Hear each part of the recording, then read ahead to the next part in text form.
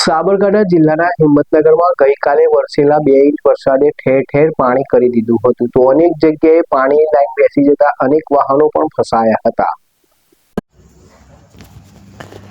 સાબરકાંઠા જિલ્લાના હિંમતનગરમાં ગઈકાલે વરસેલ 2 ઇંચ વરસાદે ઠેર ઠેર પાણી કરી દીધું હતું તો અનેક જગ્યાએ વરસાદી પાણીની લાઈન બેસી જતા અનેક વાહનો પણ ફસાયા હતા। અનેક સોસાયટીમાં વરસાદી પાણી નિકાલની લાઈન ન હોવાથી પાણી ભરાવાથી સ્થાનિકો પરેશાન બન્યા છે। હિંમતનગર ખાતે ગઈકાલે માત્ર 2 ઇંચ વરસાદ વરસ્યો અને શહેર પાણી થઈ ગયું હતું।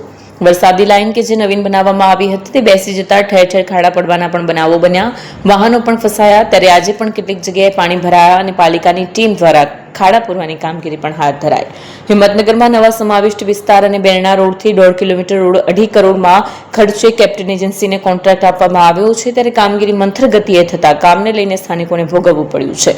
નગરપાલિકાના શાસકોની અણઆવડતના અને પ્રી-મોન્સૂનની કામગીરી ન થતા ઠેર ઠેર પાણી ભરાવાની અને રોડ બેસી જવાની, ખાડા પડવાની સમસ્યા ઊભી થઈ હતી, જેના કારણે સ્થાનિકોમાં રોષ જોવા મળ્યો છે। વિપક્ષ દ્વારા નગરપાલિકા ખાતે પણ તમામ વડાઓની એક ટીમ તૈયાર કરી હિંમત નગરપાલિકાનું ડિઝાસ્ટર બનાવવાની પણ ભલામણ કરાઈ છે, જેને લઈને તમામ લોકોને જલ્દી સેવા મળી રહે।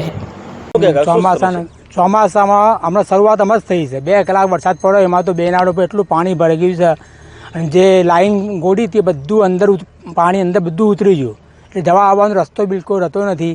બરાબર 1/4/2023થી અમે નગરપાલિકામાં લીધા છે હમણાં, પણ કોઈ સગવડ નથી અમારે અંદર રસ્તામાં જવાની આવવાની। અને JCB વાળા જે બધી માટી છે એ ગોળીને લઈ જાય છે ઉપરથી, એટલે ખાડા થઈ જાય, પાણી ભરાઈ જાય છે। બરાબર, એટલે આમાં આવવા જવાનું બહુ તકલીફ પડે છે। બરાબર, અને અહીંયા શું છે અંદર નગરપાલિકાવાળા જે ટ્રેક્ટર આવવું જોઈએ, ઓત્ર દિવસે આવવું જોઈએ ને ત્યાં કચરાનું, એ બી નથી આવતા, સફાઈવાળા બી નથી આવતા, કોઈ સગવડ નથી। હમણાં રોડની સગવડ તમે જોઈએ ને। હું 5 વર્ષથી રહું છું ગાયત્રી સોસાયટીમાં, બેના રોડ બ્રહ્માકુમારી સર્કલના સામે। બરાબર, પણ આ હું એકદમ બિલકુલ અંધેર જેવું છે એમ। વરસાદના કારણે કાલે શું સમસ્યા સામે? વરસાદના કારણે તો બહાર નીકળવું કાઠું થઈ ગયું એમ।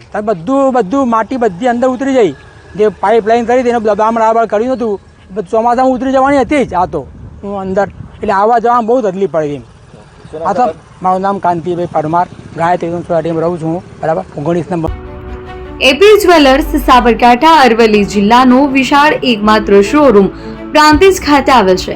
હવે સોના ચાંદીના શોખીનોને અમદાવાદ, બરોડા, સુરત કે મુંબઈ સુધી લાંબા નહીં થવું પડે। ઘર આંગણે જ વિશાળ showroom. Gold, silver, antique, diamond ખરીદવા માટે વિશ્વાસપાત્ર શોરૂમ એટલે એપી જ્વેલર્સ। સુવર્ણ દીપોત્સવ તથા 60 વર્ષની ઉજવણી નિમિત્તે દાગીનાની ગળામણ પર ભારી છૂટ। જૂના અને જાણીતા છેલ્લા 60 વર્ષથી પેઢી કાર્યરત હવે નવા રંગમાં અદ્યતન શોરૂમ એટલે એપી જ્વેલર્સ। સોના ચાંદીની વધારે અવનવી વેરાયટીઓ, ડિઝાઇન હાજર સ્ટોકમાં એકમાત્ર એપી જ્વેલર્સમાં જ જોવા મળશે।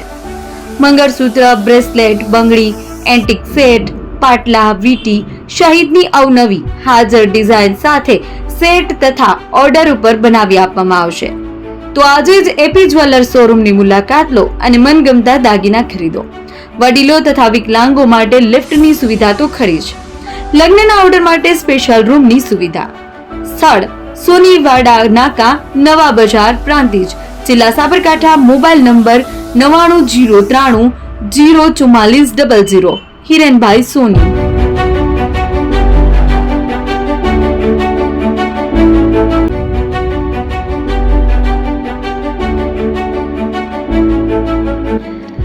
છાસવાલા આવી ગયા છે હવે પ્રાંતિજમાં। પ્રાંતિજ તથા તાલુકાના લોકોને હવે અમદાવાદ, ગાંધીનગર કે પછી હિંમતનગર સુધી લાંબા નહીં થવું પડે। ઘર આંગણે જ છાસવાલા આવી ગયા। લચ્છી, છાસ, દહીં, પનીર, મઠો, ઘી ફેમસ, જેથી જ છાસવાલા નામથી જાણીતા છે। 42 કરતા વધારે સિટી, 250 થી વધારે શાખાઓ અને 187 થી પણ વધારે products. Ice cream, candy, kulfi, corn, Chocobar, sandwich ice cream સહિત અવનવી આઈસ્ક્રીમનો ખજાનો। અને હા, સ્થળ ઉપર મુલાકાત લો તો જરૂરથી અમારો કોલ્ડ કોકો ટેસ્ટ કરો। દુકાન નંબર 19, Ishwar Krupa shopping centre, approach road, Prantij, જિલ્લો સાબરકાંઠા। Contact number 8329611618 Chandan Patel.